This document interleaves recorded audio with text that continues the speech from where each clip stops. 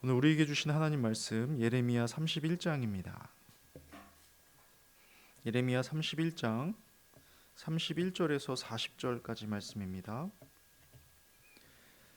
예레미야 31장 31절에서 40절 말씀 한 절씩 교독하시고 마지막 절 합독하시겠습니다.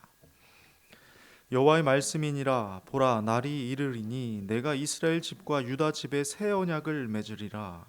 이 언약은 내가 그들의 조상들의 손을 잡고 애굽 땅에서 인도하여 내던 날에 맺은 것과 같지 아니할 것은 내가 그들의 남편이 되었어도 그들이 내 언약을 깨뜨렸음이라.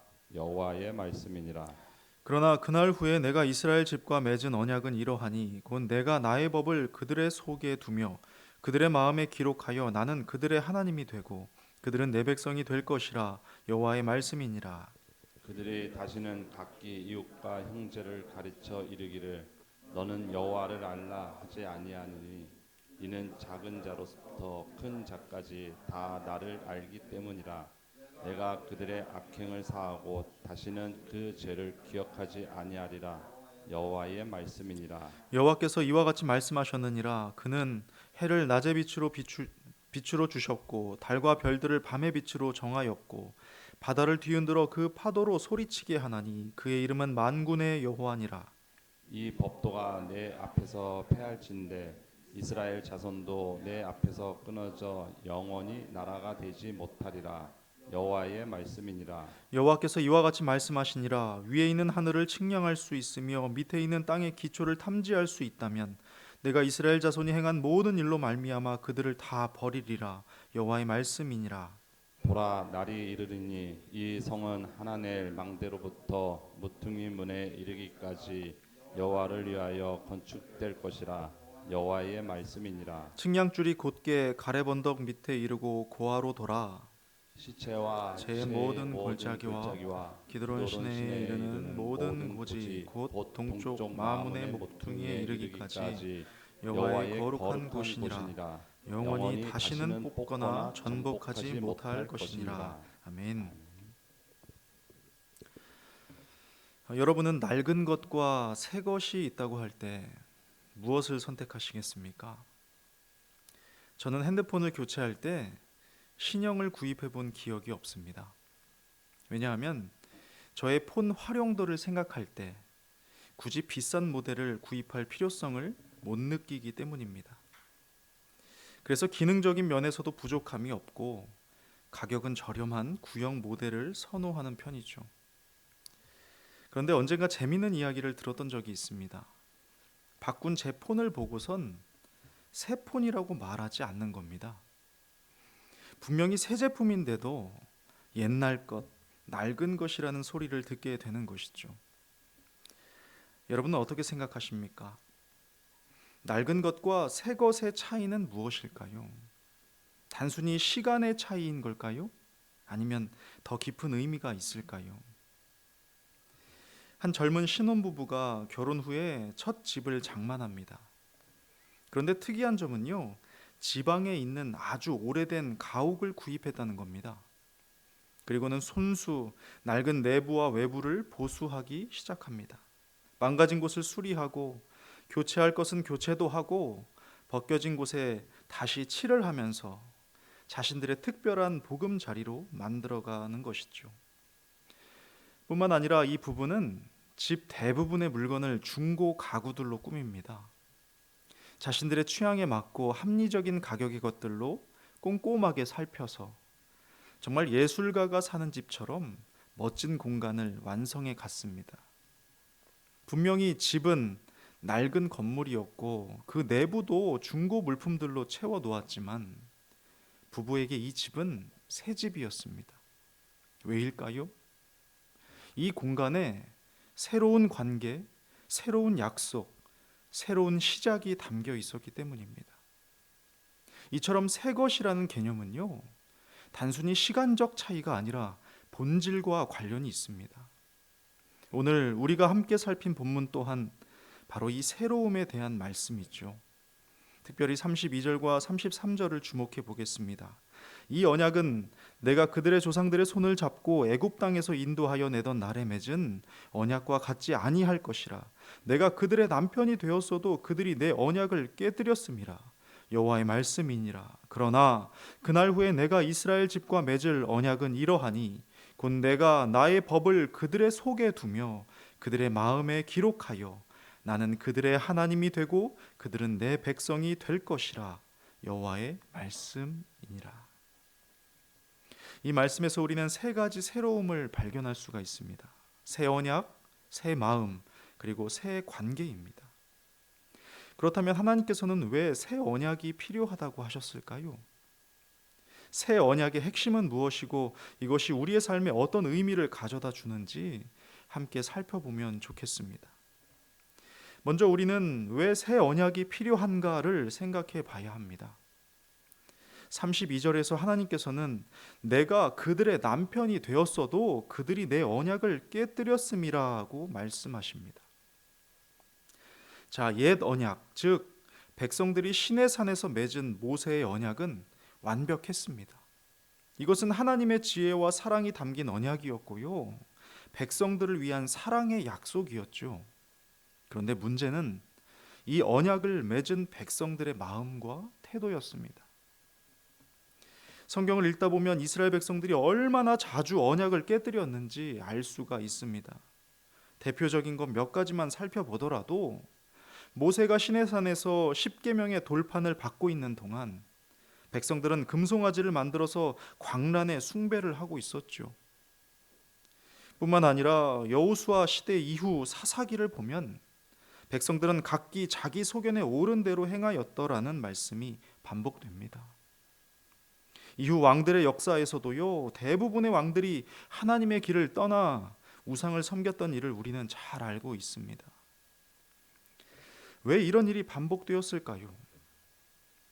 로마서 7장에서 바울은 이렇게 고백합니다. 내가 원하는 바 선은 행하지 아니하고 도리어 원하지 않는 바 악을 행하는도다. 죄된 본성으로 인해 사람의 마음이 완고하고 변덕스럽기 때문입니다. 머리로는 무엇이 옳은지 알면서도 마음과 태도로는 그것을 거부하는 아이러니인 거죠. 자녀를 키워보신 분이라면 잔소리라 여겨지는 말들 많이 해보셨을 겁니다. 저도 주로 하게 되는 소리가 뭔지 생각을 해보니까요. 일찍 자라, 양치해라, 단 것 먹지 마라, 반찬 골고루 먹어라, 숙제해라, 나쁜 말 쓰지 마라 등등 뭐뭐 하지 마라와 뭐뭐 하라였습니다. 성경이 왜 이런 식으로 쓰여졌는지 이해가 되었습니다. 그런데 이 말을 들은 아이들이 들은 대로 행동을 하던가요? 그렇지가 않죠. 몰라서 못하는 게 아닙니다. 분명히 보게 되는 것은 알아도 하지 않는다는 거예요. 이 일이 괘씸한 것은 의도적이기 때문인 겁니다. 이처럼 외부에서 주어지는 법과 규칙들은 사람의 마음을 진정으로 변화시키지 못합니다. 이것은 마치 돌판에 쓰여진 글자 같아서 읽을 수는 있지만 마음에 새겨지지는 않는 것처럼 말이죠. 이처럼 이스라엘 백성들도 언약을 깨뜨립니다. 몰라서가 아니라 의도적으로 이것을 깨뜨립니다. 그런데 참 놀라운 것은요, 하나님께서 여전히 내가 그들의 남편이 되었다고 말씀하신다는 겁니다. 이 말씀은 하나님께서 저들을 포기하지 않으셨다는 증거가 됩니다. 오히려 더 나은 방법, 더 확실한 방법으로 백성들과의 관계를 회복시켜 가기를 원하셨죠. 그래서 새 언약이 필요했던 것입니다.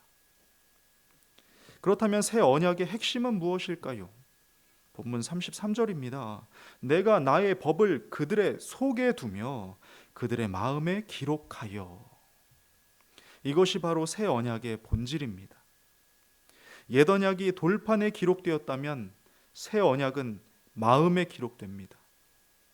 옛 언약이 외부에서 주어진 것이라면 새 언약은 내부에서 작용하는 것이죠. 하나님의 법이 우리 마음에 기록된다는 것은요, 우리가 그것을 지키기 위해 자신을 강제하는 것이 아니라 그것을 지키기를 자연스럽게 원하게 된다는 뜻입니다. 이 일은 마치 사랑하는 사람을 위해 무언가를 할 때 의무가 아니라 기쁨이 되는 것과 같습니다. 어느 날 한 청년이요, 갑자기 아침 일찍 일어나 운동을 하기 시작합니다. 그러자 놀란 친구들이 묻습니다. 어떻게 된 일이야? 너는 항상 늦잠 자는 스타일이잖아. 그러자 이 청년이 웃으며 말합니다. 내가 좋아하는 사람이 매일 아침 조깅을 한다는 걸 알게 됐어. 청년에게 아침 운동은 더 이상 의무가 아니라 즐거움이 되었습니다. 이처럼 새 언약은 우리의 원함을 변화시킵니다. 에스겔서 36장에서도 비슷한 약속을 발견할 수가 있는데요. 기록되기는 또 새 영을 너희 속에 두고 새 마음을 너희에게 주되 내 영을 너희 속에 두어 너희로 내 율례를 행하게 하리니 하십니다. 새 언약에서는 하나님의 영이 우리 안에 거하시며 우리로 하여금 하나님의 뜻을 기쁨으로 행하게 하시는 겁니다. 이것이 바로 예수님께서 가져오신 새 언약의 핵심이지요. 예수님께서는 이 잔은 내 피로 세우는 새 언약이니 라고 말씀하셨습니다. 그분의 십자가 죽음과 부활을 통해서 우리는 새 언약의 은혜를 누릴 수 있게 되었습니다. 예수 승천 후에 오신 성령 하나님께서 우리 안에 거하시며 우리의 마음을 변화시키시는 겁니다. 자, 그렇다면 이 새 언약의 궁극적인 목적, 이것은 무엇일까요? 33절 후반부인데요. 나는 그들의 하나님이 되고 그들은 내 백성이 될 것이라 하십니다. 이것이 바로 하나님께서 원하시는 뜻입니다. 하나님과 우리 사이에 깊고 친밀한 관계 말입니다. 사랑하는 여러분, 하나님이 우리의 하나님이 되신다는 것은 무슨 의미일까요? 그것은 그분이 우리의 삶에 직접 개입하실 수 있는 권한을 내어드린다는 것입니다. 우리가 그분께 속하여 그분만을 섬기고 예배하겠다는 의지인 것이죠. 그러나 이 관계는 법적인 계약 관계가 아닙니다. 이것은 사랑의 관계, 가족 관계입니다. 34절에 그들이 다 나를 알되 작은 자로부터 큰 자까지 다 나를 알리라 하세요. 이 말씀은 모든 사람이 하나님을 개인적으로 직접적으로 알게 될 것이라는 선포입니다. 더 이상 옛 언약의 중재자나 제사장이 필요치 않고 새로운 살 길을 여신 예수 그리스도로 인해 우리 각자가 하나님과 직접 대면할 수 있게 되었다는 것입니다. 더 놀라운 것은 34절의 후반부지요. 내가 그들의 죄악을 사하고 다시는 그 죄를 기억하지 아니하리라. 새 언약에서는 완전한 용서가 있습니다.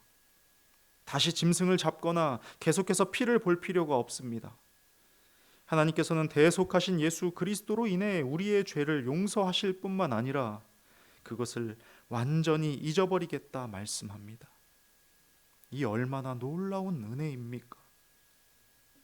나아가 35절 이후로는요, 이 새 언약의 영원성을 강조합니다.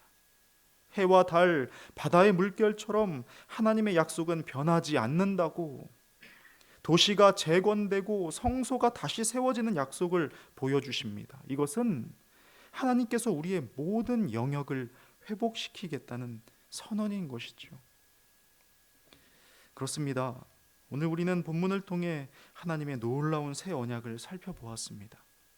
이 새 언약은 단순히 옛것을 조금 수정한 것이 아니었습니다. 이것은 근본적으로 새로운 것입니다. 하나님께서는 우리의 마음을 새롭게 하시고 우리와의 관계를 회복하시며 우리에게 영원한 복을 약속하십니다. 예수 그리스도를 통해 이 새 언약은 지금 우리에게 적용됩니다. 히브리서 8장에서는 예레미야의 이 말씀을 인용하면서요, 예수님께서 더 좋은 언약의 중보자가 되셨다 하고 말합니다. 그리스도의 피로 세워진 이 새 언약은 지금 우리의 것입니다. 사랑하는 여러분, 나는 실제로 이 새 언약의 은혜 속에서 살고 있습니까? 나의 귀가 아니라 내 마음에 하나님의 법이 기록되어 있습니까? 나는 하나님을 개인적으로 알고 그분과 깊은 관계를 누리고 있나요?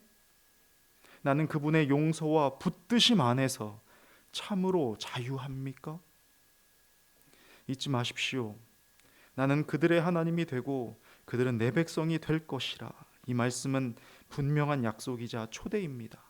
그러하기에 오늘 하루도 이 새 언약의 은혜를 온전히 누리며 주님과의 친밀한 관계 속에서 살아가시기를 주님의 이름으로 축복합니다.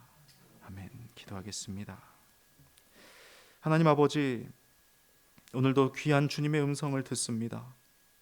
주님의 말씀으로 하루하루가 새로운 기쁨을 누리게 하시니 감사드립니다.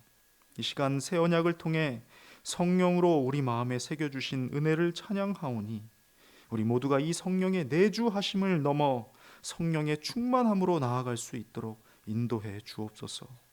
사랑하는 이를 위해 기쁨으로 수고하는 마음이 우리 주님을 향한 나의 마음 되기를 원합니다. 오늘 하루 하나님이 나의 하나님 되시는 놀라운 고백과 변화가 우리 모두에게 있도록 은혜 내려 주옵소서. 출타 중이신 담임 목사님과 각 나라에서 땀 흘려 수고하시는 선교사님들께도 같은 은혜로 채워주시기를 간절히 바라오며 예수님의 이름으로 기도드립니다. 아멘.